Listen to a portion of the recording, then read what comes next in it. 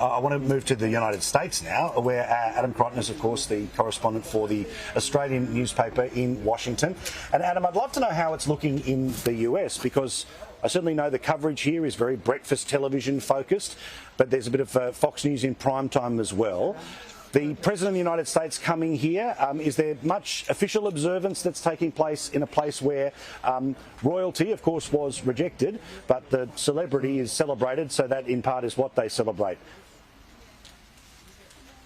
Yeah, certainly, Paul. The level of coverage here has really shocked me. It's been huge. Actually, this is the first day. I think it's day 7 since her death, since the Queen's death, where it's not been one of the main stories on the Wall Street Journal's homepage. Even some of the cable networks here have come under criticism. As yesterday, the President gave a serious speech in Detroit on electric cars, and the networks cut immediately after he started back to the cues at the Queen's coffin. So I thought that was kind of rather amusing, a little bit. Just it kind of showed you the priorities of the major networks here.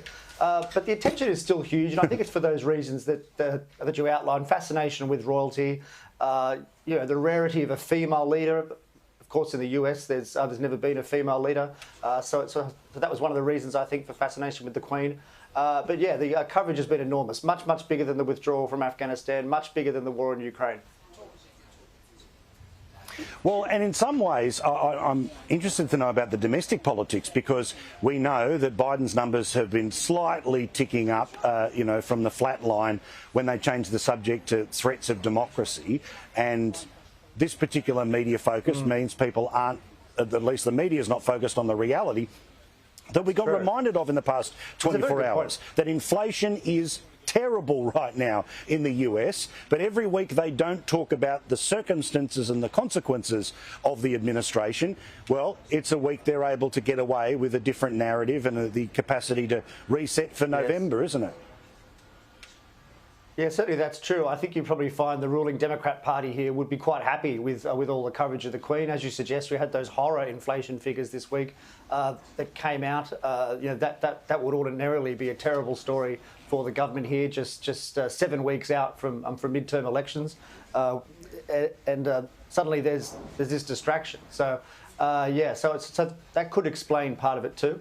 But I do expect that after the Queen's funeral on Sunday, the coverage will wind down pretty rapidly, because there's certainly a lot going on here.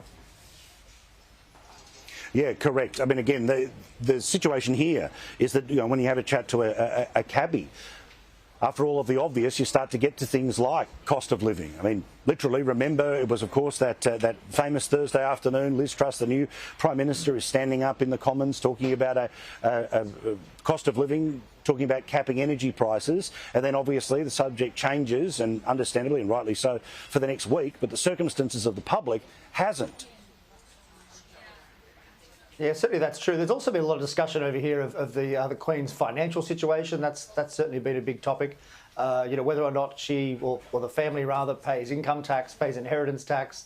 There've been a lot of stories about that. Interestingly, the New York Times, I should have said earlier, the biggest newspaper over here, has been very negative actually on Britain and the royal family. Even running a bizarre article yesterday suggesting it was strange that the British government were paying for her funeral.